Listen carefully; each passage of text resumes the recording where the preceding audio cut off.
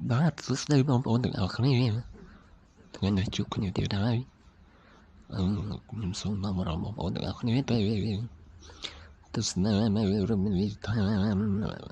ភ្នំបូកគោហើយ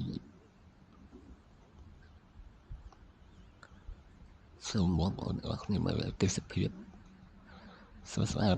នេះមិនទាន់ដល់ភ្នំបូកគោទេ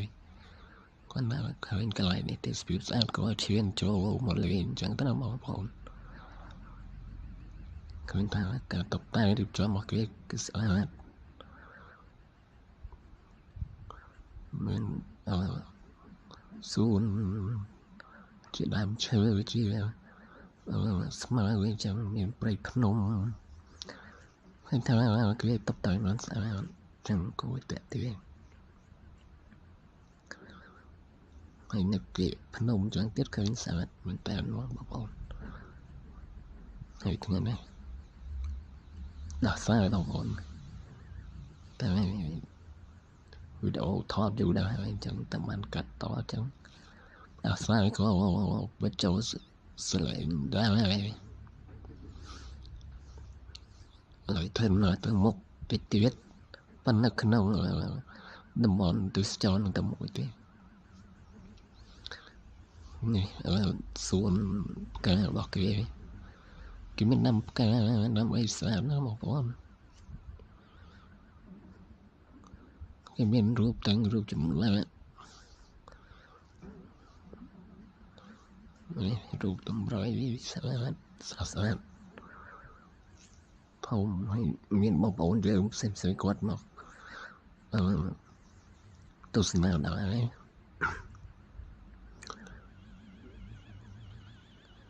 ឃើញតែស្រស់ស្អាត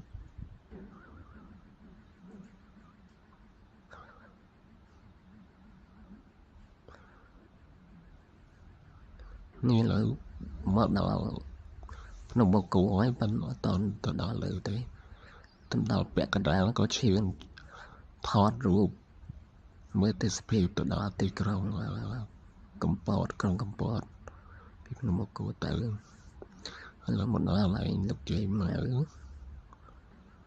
ឃើញថាបងប្អូនយើងមកច្រើនកកណាហើយគាត់លោកជ័យមកដើម្បីបន់ស្រន់សុំសេចក្តីសុខរស់ស៊ីមានបានអញ្ចឹងណាបងប្អូនបានហើយវីដេអូក៏មិនវែងដែរបងប្អូនឥឡូវធ្វើដំណើរទៅមុខទៀតហើយមានតែប៉ុណ្្នឹងឯងវីដេអូអរគុណច្រើនបងប្អូនសម្រាប់ការទស្សនាតាំងពីដើមរហូតដល់ចប់អរគុណជម្រាបលាបងប្អូន